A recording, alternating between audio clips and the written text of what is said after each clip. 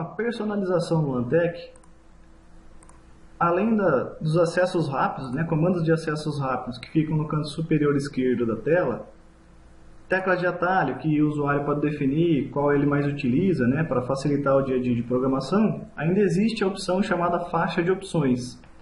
Essa faixa de opções, na verdade, ela adiciona uma nova guia de trabalho. Por exemplo, já tem até uma criada aqui chamada High-Tech. Eu vou deletar essa barra aqui. Para deletar essa barra, simplesmente apagar todas as funções dentro dessa barra. Então, vou apagar minhas funções e vamos criar uma juntos aqui. Apaguei, ela vai desaparecer da minha interface. Então, vamos customizar mais uma. Tecla de atalho, então faixa de opções. Primeira coisa que eu tenho que fazer é criar, adicionar essa nova aba. Então, nova aba. O primeiro campo editável aqui seria a subcategoria. Então, a subcategoria seria o quê? Vamos utilizar a palavra atalhos. E aqui o nome da aba. Então, para alterar o nome da aba, vamos colocar lá mudar nome. Eu posso colocar o nome de usuário, por exemplo, né, iniciantes, para quando você quer criar uma barra de atalho só para o pessoal que está iniciando a parte de programação ainda, não conhece muito bem, então precisa ter um passo a passo para eles trabalharem. Então, barrinha para iniciantes ali. Como que eu vou editar essa barrinha de iniciantes? Então, agora nós temos que colocar as ferramentas dentro dessa aba. Para adicionar as ferramentas, vou utilizar o acessos rápidos aqui. Então, acessos rápidos seriam todas essas guias aqui, todas essas abas. Então, como é uma barra de atalho para iniciante, então nós temos que digitar as regras básicas. Então, qual seria a regra básica para uma programação de corte? Laser, no caso. Então, acessos rápidos. O que eu quero fazer? Primeira coisa que eu vou fazer, na verdade é faixa de opções, as faixas aqui. Então, faixa de opções são as abas. Então, a aba início, que é onde tudo começa. Eu tenho a opção de chapas. Como a programação começa? Começa comigo escolhendo uma nova chapa, né? Então, o programador tem lá a primeira opção, que seria nova chapa. Então, chapa nova, posso dar 2 cliques ou clicar com a setinha para a direita. Depois da chapa nova, o que ele pode querer fazer nessa chapa? Ele pode também alterar os dados da chapa atual, seria alterar dimensional ou alterar as bordas da chapa. Então, botãozinho de chapa atual. Com relação a nesting, como que o usuário vai começar a trabalhar? Se ele é um usuário iniciante, então a primeira coisa ele selecionou a chapa manualmente, editou a chapa atual, caso necessário. Ele pode estar utilizando aqui o botão de nesting uma chapa, para começar a fazer o arranjo. E, se ele não gostou do arranjo, ele pode usar a opção refazer uma chapa. Para separar um campo do outro, né, então a primeira opção seria chapa, a segunda opção já é nesting. Então eu quero separar, adiciono um separador. Então nova chapa, uma chapa para nesting. O que mais eu posso fazer com relação a nesting? Vou usar só essas duas opções, uma chapa e refazer uma chapa. Vou adicionar um separador. Depois da chapa colocada na interface, realizado o arranjo. O que mais eu posso fazer? Então, eu posso colocar, por exemplo, o botão para retalhos. Então, retalhos, eu quero o botão de configuração do meu retalho. Configuração do meu retalho para a direita. E depois eu quero também o botãozinho para gerar o retalho. Gerei o retalho. Ah, mas ficou desordenado aqui. Só abaixar na árvore a sequência. Então, a sequência seria, primeiro eu configuro e depois eu gero o meu retalho.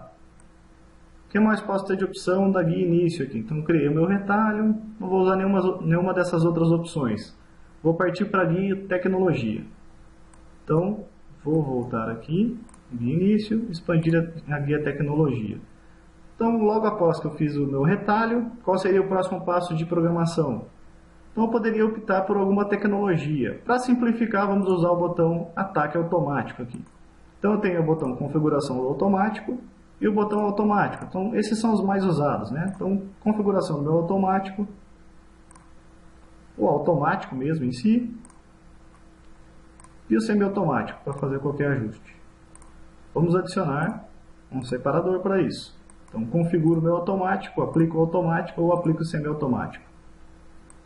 Beleza, fizemos as opções, colocamos os ataques, as entradas e saídas.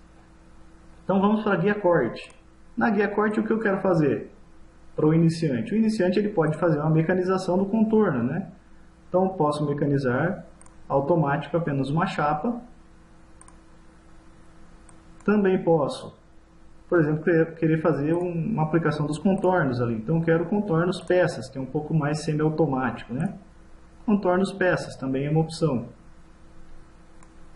Então, vamos colocar mais um separador. Então, automático e peças. Dois tipos de acabamento simples para um iniciante realizar uma programação. Beleza, daqui simulação, já tem algumas opções já pré-definidas, que é o F11. Vista a parte de zoom, ou então habilitar alguma janela. Vou parar por aqui. Esse seria o meu atalho básico. Então, criei a minha aba, iniciantes, com subcategoria atalhos e com essas ferramentas básicas. Clico em OK. Cliquei em OK, essa barra vai aparecer na nossa interface. Então, se eu quisesse fazer uma programação nova aqui, um usuário iniciante que nunca fez programação, então ele vai na guia iniciantes, o que ele tem que fazer para programar? Colocar uma chapa nova. Clicou no botão chapa nova, ele escolhe a chapa na interface. Escolhi a chapa. Chapa atual. Eu posso editar as bordas da chapa. Por exemplo, quero usar 8 de borda. O tamanho da chapa é o mesmo. Ok. Uma chapa. Quero fazer o arranjo desse uma chapa. Então vou pegar as peças que eu tenho disponíveis aqui e realizei a parte do corte. Na verdade, realizei o nesting para uma chapa. No caso, meu nesting já está considerando o corte comum também, que é um assunto que a gente abordou em outro artigo. Beleza, gostei do arranjo, finalizei.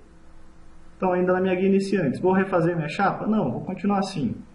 Vou gerar retalho? Não tem sobra de retalho, mas caso houvesse sobra de retalho, vamos simular um aqui, poderia configurar, escolher o tipo de retalho, nesse caso seria esse formato, e clicar sobre o botão gerar retalho. Está lá meu retalho novinho lá. Configuração do automático, que seria para aplicar as entradas de corte, ou posso utilizar o botão automático direto. Vou usar o F12 aqui para tirar essa visualização e clicar no ataque automático. Então o sistema já coloca os ataques para a gente de forma automática. No caso que eu tenho cortes comuns, então não preciso nem usar o botão automático. Vou voltar aqui. F8, que é uma tecla de atalho já padronizada para o zoom tudo. Então eu vou pular a parte de ataque, por exemplo. E aqui é o acabamento. Então, o acabamento automático ou por peças. Se eu clicar no automático, ele já vai considerar todo o corte comum e vai fazer a aplicação dos ataques. Então, finalizei com o acabamento automático. Posso simular com F11, por exemplo. Então, ele já está considerando corte comum para algumas peças e vai realizar a sequência de corte já pré-estabelecida, pré-configurada na máquina. Então, programação básica para iniciante. Finalizou? O restante é salvar. Então, eu posso clicar sobre o botão salvar, ou posso até criar uma tecla de atalho para guardar, né? Salvar. Cliquei em salvar. Está pronto o meu CNC. Então, para uma pessoa que está iniciando a programação, por exemplo, bem útil essa barra. Para programadores experientes, mais útil ainda. Porque daí o cara pode personalizar essa barra só com as ferramentas que ele mais usa no dia a dia, evitando assim a troca de guias, né? Ficar toda hora trocando de guia, clicando sobre o botão, trocando de guia, clica sobre o botão, troca de guias, clica no botão. Então, com uma barra já padronizada, ele simplesmente vai trabalhar com essa barra. Simples o trabalho assim, né?